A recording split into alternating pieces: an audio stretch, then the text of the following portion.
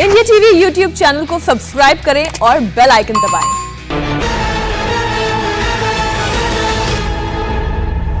और बंगाल में अब से 4 दिन बाद पहले फेज का मतदान है। उससे पहले हर पार्टी ने प्रचार में जान झोंक दी है। आज अमित शाह और जेपी नड्डा के अलावा ममता बनर्जी ने तूफानी कैंपेन किया। इस वक्त सबसे बड़ा चुनावी संग्राम मेदिनीपुर में छिड़ा हुआ है। आज अमित शाह और नड्डा यहां पहुंचे। कल प्रधानमंत्री नरेंद्र मोदी रैली करने वाले हैं। मनीष भट्टाचार्य की ग्राउंड रिपोर्ट से समझिए कि मेदिनीपुर में किसकी लहर चल रही है।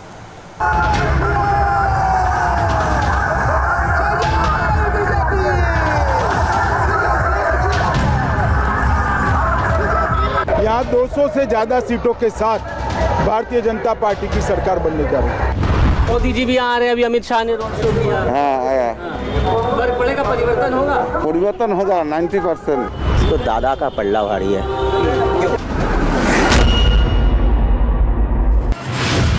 4 दिन बाद वोटिंग का पहला चरण है। उससे पहले वेस्ट मेदिनीपुर का इलेक्शन शो हीट पकड़ चुका है। बीजेपी के 2 दिग्गज आज वेस्ट मेदिनीपुर के चुनावी अखाड़े में उतरे। आज हम आपको मेदिनीपुर की फुल ग्राउंड रिपोर्ट दिखाएंगे, पूरा समीकरण बताएंगे। लेकिन उससे पहले देखिए कैसे वेस्ट मेदिनीपुर में अमित शाह और जेपी नड्डा ने माहौल भगवामय बना दिया।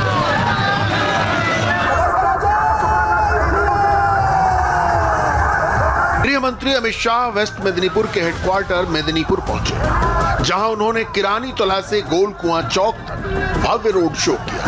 हजारों समर्थकों की भीड़ अमित शाह के रोड शो में उमड़ी। पूरे रास्ते जय श्री राम और सोनार बांग्ला के नारे लगते रहे। दूसरी तरफ बीजेपी अध्यक्ष जेपी नड्डा ने भी वेस्ट मेदिनीपुर में ही इलेक्शन शो किया। नड्डा ने घाटल टाउन के कुशवाड़ा से सेंट्रल बस स्टैंड तक रोड शो किया। यहां भी अमित शाह के रोड शो की तरह भारी भीड़ शामिल हुई। अमित शाह के रोड शो के दौरान संवाददाता मनीष भट्टाचार्य भी मेदिनीपुर में मौजूद थे। मनीष से एक्सक्लूसिव बातचीत में अमित शाह ने बड़ी बात ये कही कि बीजेपी सरकार आई तो बंगाल का धरतीपुत्र ही मुख्यमंत्री बनेगा। मेदिनीपुर में इस वक्त गृह मंत्री अमित शाह रोड शो कर रहे हैं। भीड़ देखिए, अमित शाह जिस वक्त हमारे साथ मौजूद है। सर, ये भीड़ एक बदलाव की बयार का संकेत है? निश्चित रूप से बदलाव का संकेत है। यहाँ 200 से ज्यादा सीटों के साथ भारतीय जनता पार्टी की सरकार बनने जा रही है। दीदी बार बार बाहरी का मुद्दा उठा रही हैं। देखिए, उनको मालूम नहीं है मेरी पार्टी ये राष्ट्रीय दल है, अखिल भारतीय पार्टी है। मैं मेरी पार्टी का प्रचार करना चाहता हूँ। बाहरी के मुद्दे के लिए मैं इतना ही कहना चाहता हूँ कि भारतीय जनता पार्टी का नया मुख्यमंत्री बंगाल का धरती पुत्र बनेगा। अब की बार 200 पार है सर? पक्का 200 पार। अब की बार 200 पार गृह मंत्री अमित शाह ने दावा किया है। और आप भीड़ से अंदाजा लगा सकते हैं कि पश्चिम बंगाल में किस तरीके से अमित शाह के रोड शो में भीड़ उमड़ी है। अमित शाह और जेपी नड्डा ने सिर्फ 2 असेंबली सीट पर कैंपेन नहीं किया, बल्कि ये पूरा गणित 30 से ज्यादा सीटों का है। शाह और नड्डा के रोड शो का प्रभाव वेस्ट मेदिनीपुर के साथ साथ इसके पड़ोसी ईस्ट मेदिनीपुर पर भी पड़ेगा। बीजेपी के टारगेट पर कुल 35 सीटें हैं। इनमें पश्चिमी मेदिनीपुर की 19 और पूर्वी मेदिनीपुर की 16 सीटें हैं। मिदनापुर सांझी विरासत की एक ऐसी पहचान जिसने तमाम आंदोलनकारी दिए, शहीद खुदीराम और ईश्वर चंद्र विद्यासागर इसी धरती पर जन्मे। लेकिन अब मिदनापुर पूरी तरीके से बदल चुका है। बैटल ऑफ मिदनापुर में आज हम आपको यही बताएंगे कि आखिरकार जनता का मूड क्या है, क्यों ममता बनर्जी ने पूर्वी मिदनापुर से यानी दक्षिणी पूरे बंगाल से चुनावी पटकथा लिखनी शुरू करी, और क्या यहाँ के लोग इस बार बीजेपी को पसंद करेंगे या फिर टीएमसी को एक बार फिर से सत्ता के शिखर पर पहुंचाएंगे। वेस्ट मेदिनीपुर में अमित शाह और जेपी नड्डा के पावर प्रेजेंटेशन की असली वजह यहाँ का कास्ट फैक्टर है। ये इलाका बीजेपी ने साध लिया तो समझो 35 सीटों पर बेड़ा पार हो गया। ये वो इलाका है जहां अब तक ममता बनर्जी के नाम का सिक्का चलता था, लेकिन इस बार माहौल और समीकरण सब बदला हुआ है। अमित शाह के रोड शो में उमड़ी भीड़ ने बंगाल की पूरी पिक्चर का ट्रेलर दिखा दिया है।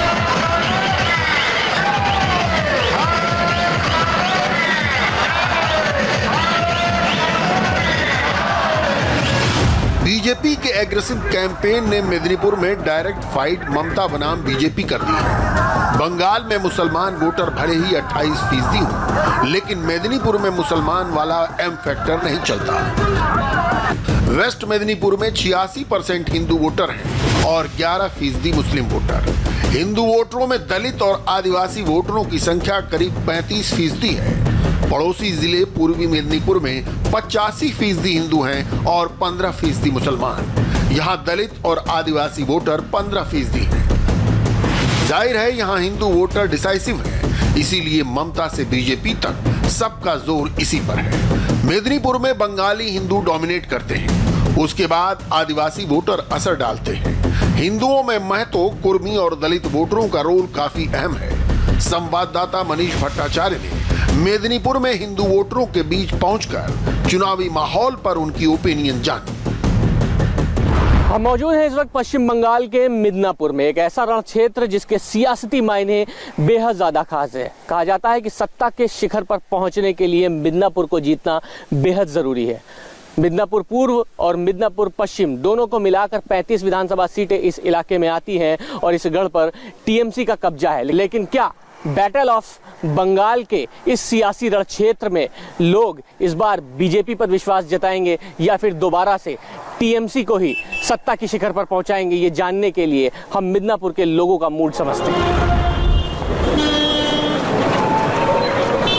देखिए अभी 50-50 चांस है। दीदी दादा लास्ट में मार्च का सेंटीमेंट है। वोट का पहले 24 घंटा बहुत वाइटल है। उस 24 घंटा में डिसाइड होगा किसको कौन वोट देगा। अभी सब मतलब ऐसे ही चल रहा है। मिदनापुर अधिकारी फैमिली का होल्ड था, बट दीदी का भी तो होल्ड है। ना दीदी को उसको कुछ नहीं कर, दादा को उसको अच्छा होगा। अच्छा, मोदी जी भी आ रहे हैं, अभी अमित शाह ने रोड शो किया। हाँ आया। फर्क पड़ेगा, परिवर्तन होगा? परिवर्तन होगा 90%। हवा तो अभी सबका चल रहा है। अच्छा, अभी हवा सबका चल रहा है। अभी हवा सबका चल रहा है। वोटर नहीं बताएगा कि कहाँ जाएगा। कहाँ जाएगा? 50-50 चांस है। 50-50 चांस है यहाँ पे। नहीं, यहाँ इस सीट में बीजेपी जीत जाएंगे। बीजेपी जीत जाएंगे। दीदी का ही तो राज चल रहा है। अच्छा, दीदी का राज चल रहा है। इस बार क्या दीदी आएगा। दीदी आएंगे। बीजेपी ने मेदिनीपुर में पूरी ताकत क्यों झोंक रखी है, इसकी एक वजह 2019 के लोकसभा चुनाव का रिजल्ट भी है। तब बीजेपी ने लेफ्ट और टीएमसी के इस गढ़ में बड़ी सेंध लगाई थी। बीजेपी के प्रदेश अध्यक्ष दिलीप घोष 2019 में मेदिनीपुर लोकसभा सीट से चुनाव जीते थे। दिलीप घोष को 49% वोट मिले थे, जबकि टीएमसी को 42 थी। जबकि 2014 के लोकसभा चुनाव में बीजेपी को सिर्फ 14% वोट पड़े थे। यानी 2019 में 35% वोट शेयर बीजेपी का बढ़ा। बीजेपी को हिंदू वोटर और खास तौर पर SC/ST वोट बड़ी तादाद में मिला।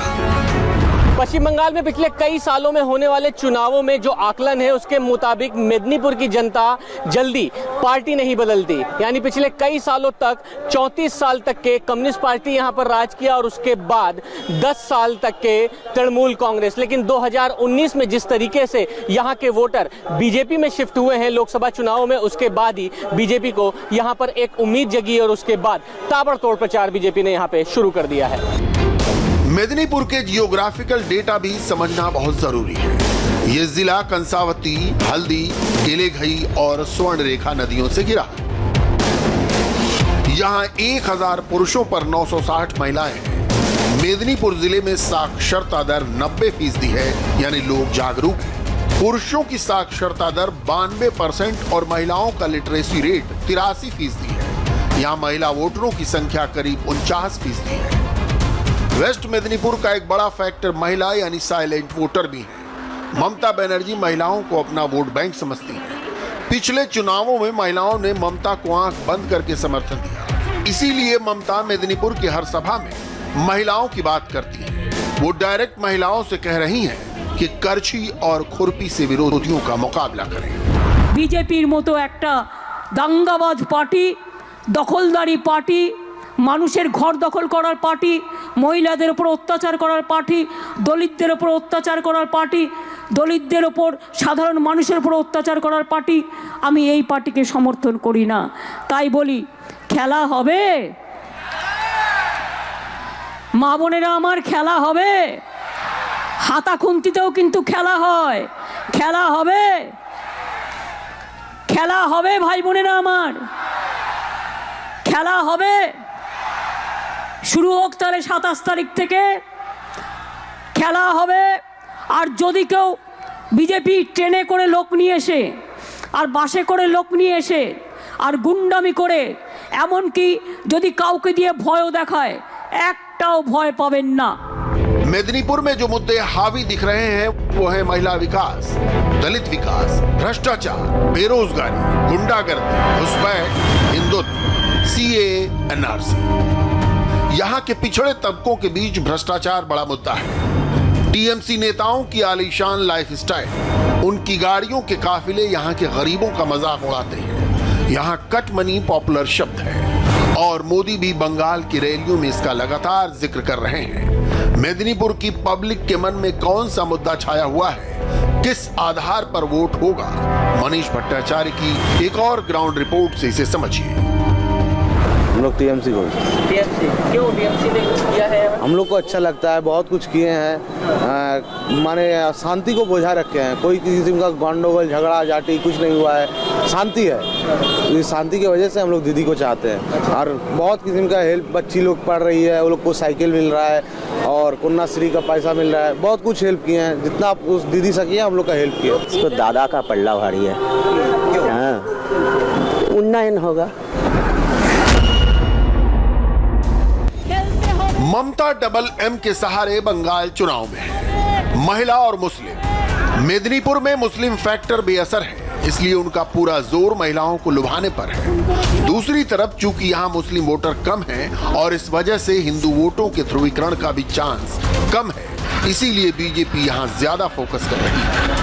अमित शाह और जेपी नड्डा ने वेस्ट मेदिनीपुर में असर डालने की कोशिश की तो अब खुद प्रधानमंत्री नरेंद्र मोदी बुधवार को पूर्वी मेदिनीपुर के कांथी में मेगा रैली करने वाले हैं।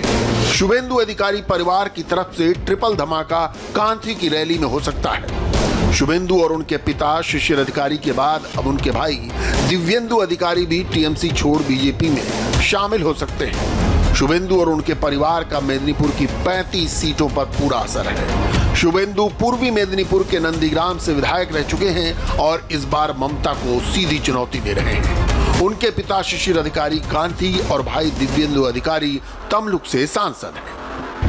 दीदी या दादा? नहीं, दादा दादा आएगा, दादा जरूरी है। अच्छा, सब तो देखा हम तो दादा के नहीं देखेगा क्या? हम दादा के देखेगा, दादा को देखेगा एकदम एकदम। और एक बार दीदी। दीदी? हाँ, क्यों?